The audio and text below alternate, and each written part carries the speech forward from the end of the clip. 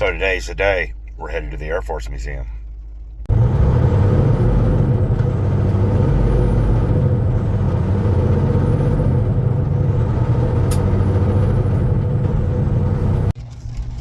So we're out here right now. Just took off. It's raining, but we're right on the edge. So we're going to head to the Waffle House about 20 minutes up the road and get some breakfast, and then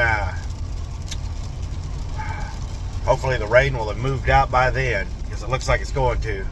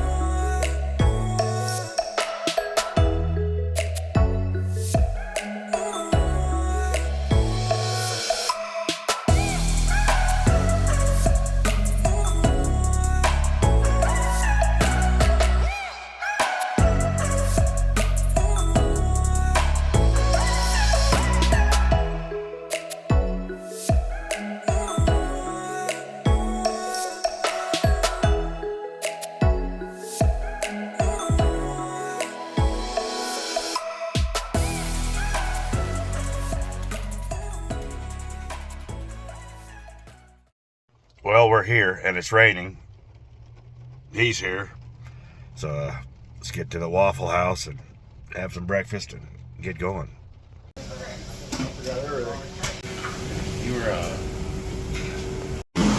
Well, that was nice.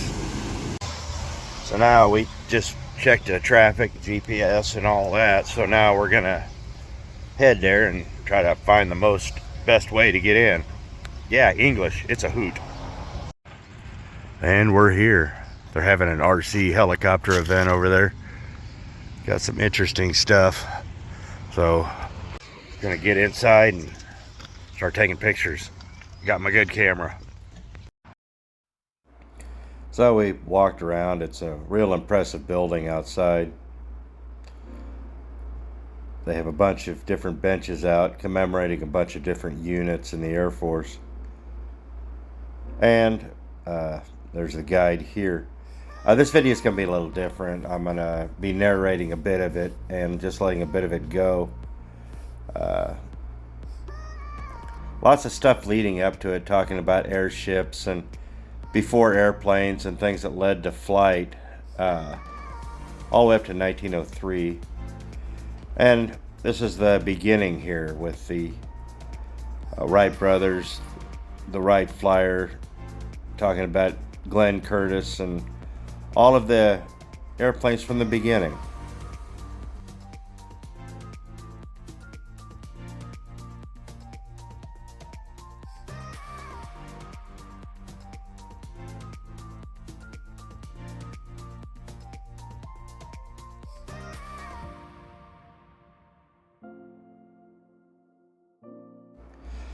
Now, mind you, all of these artifacts here, including this wind tunnel, this is an actual wind tunnel. These are all real things. These aren't reproductions, so it was quite fascinating. They had Sopwith camels and all sorts of stuff out there. It was Curtiss Jenny. This was a very interesting cutaway of a radial engine. They basically made the crank static and turned the engine. Lots of different stuff. Just really, really fascinating. This was all the World War I stuff. Just after World War I and before World War II.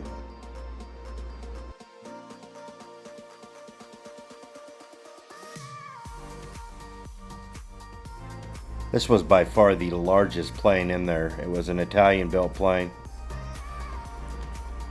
And the wings actually folded up on that thing. It was huge.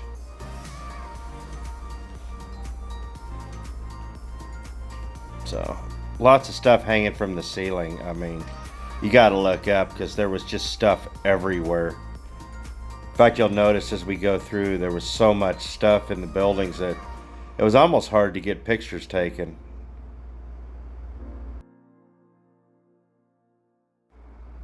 This was one of the first monowing bombers, a Martin B-18. It was very fascinating.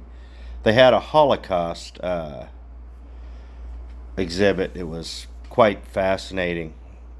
Just lots of actual stuff. That's a real uniform, one of the very few ones that survived. Just all sorts of fascinating stuff, from leather jackets from all the different bombing groups to uniforms, just everything.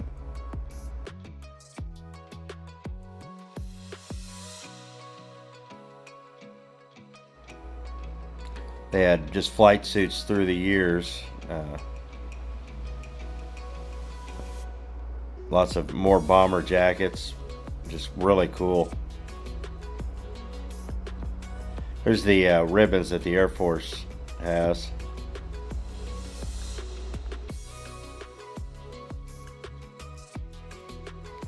So here we got into the World War II stuff.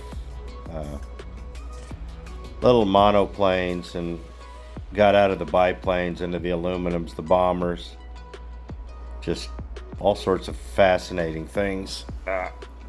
Planes I'd never seen before, like this one. Japanese Zeros, a B-25 here. This was a beach craft there.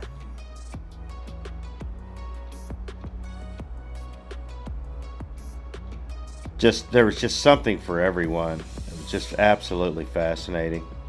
The B-24 Liberator was impressive.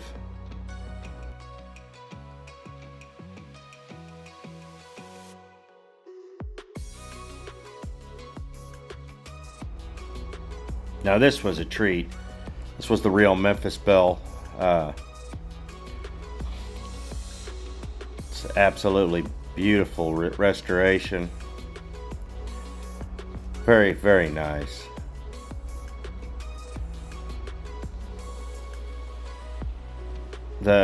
Just whoever set this up just did an absolutely wonderful job. There's all about bombing Berlin. There's an 88mm flat gun.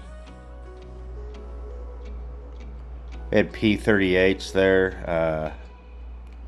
Just lots of German planes. I was shocked. Had a couple of BF-109s in there, which was neat. An Invader. There's one of the gliders. C-47. There's the P-38.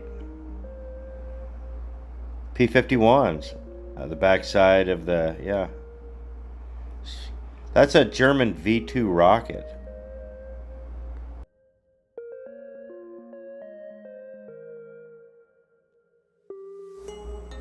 Now, part of the Holocaust stuff they had, this is an actual boxcar that the Nazis used. They had a bunch of stuff about that. Just, yeah.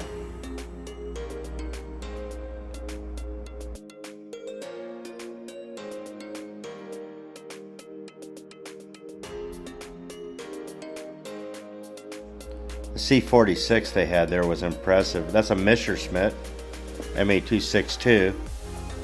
The German and Japanese planes they had were just top of the line. I mean, they were beautifully restored. And some of them are, you'll never see another one. There's planes in there that are the only ones. It's a P-47.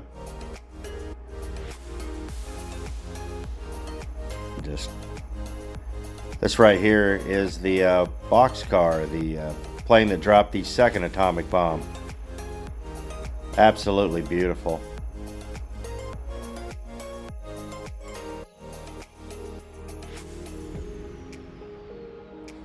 They had a Fat Man and Little Boy bomb there. It's hard to believe that those bombs created that much damage. There's a kamikaze bomb. There's an A26, I believe. Just also, the displays were just on point. A beautiful Japanese plane there.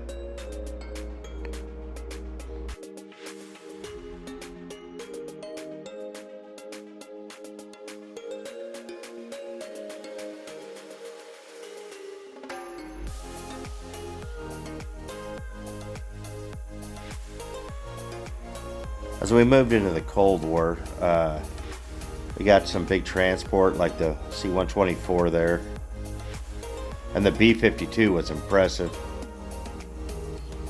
I mean, that really was an impressive display. All the drones were up, hanging up. There's a shocking amount of drones. You actually could walk in this one here.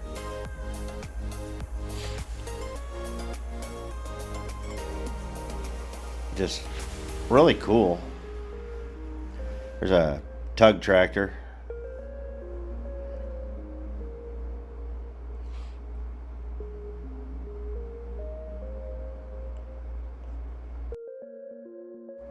Now this was neat. They had the B-29 fuselage called Command Decision, and they actually, you could walk through it. They had it plexiglassed off, of course, but you could walk through it and see the pilot, the co-pilot, the whole, where everybody sat, the crew tunnel up there, because this was a pressurized plane, that we don't go through the hole there. But we walked through the bomb bay, and the bomb bay was impressive too.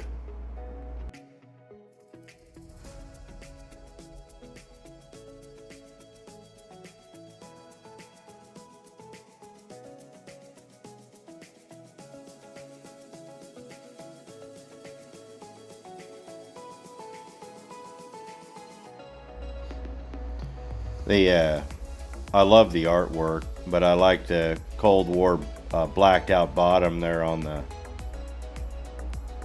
fuselage. But we got into some of the first jets. You know, we were in a weird era during the Cold War, jets and props, and so that transport plane was huge. We moved into a section for Korea and Vietnam, and everything was painted up in Southeast Asia camouflage. Lots of different static displays, very well done. I like that OV-10A there. Just everything, just you wouldn't believe, hanging from the ceiling. They had a POW set up. Now this section we're walking through here was all about the Berlin airlift. Really, really interesting. Just a hallway, but it had a lot of really neat stuff in there. And stuff from the airlift. So. Now this section may have been my favorite section.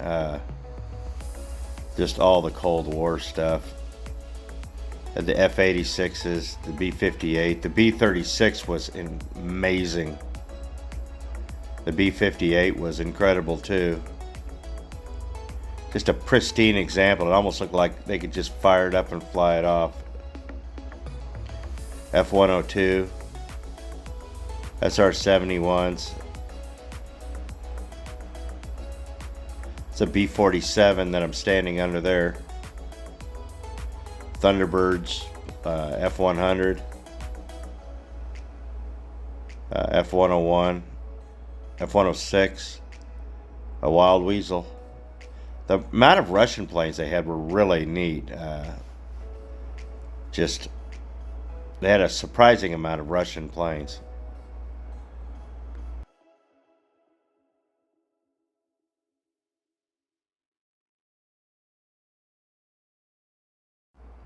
The A-10 was really cool. They actually had a Gatling gun sitting next to it.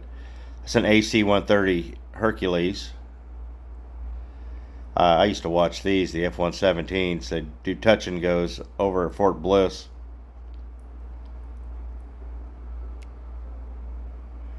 The B-1B was really neat. Quite a few helicopters. A surprising amount of helicopters. There's the missile gallery there. It was okay. We didn't go upstairs because we'd already walked 5 miles. The B-70 is incredible. This was in the experimental wing.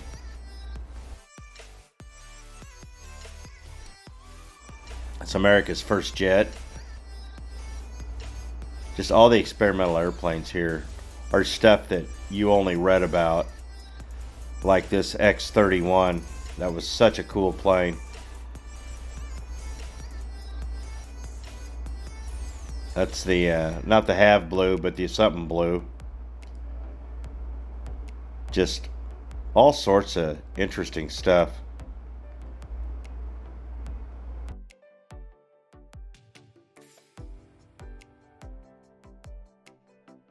Now this F-15 is a very significant one. Google it. It's a fascinating story.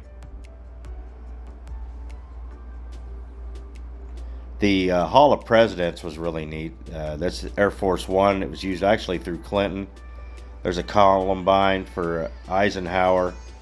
FDR's plane and Truman's plane was both there. This is the going through Air Force One, the one from Kennedy to Clinton that was used. Just seems pretty run-of-the-mill, but it's fascinating and very humbling when you realize all the great men that have been in this plane. You know, our leaders, and very, very interesting. It's quite humbling to know that you've walked where President Kennedy walked, and President Reagan, and even Bill Clinton, I guess. Just fascinating. You'd think there would be a lot more room, but I suppose the partition doesn't help, but it was a wonderful experience to be able to walk through it.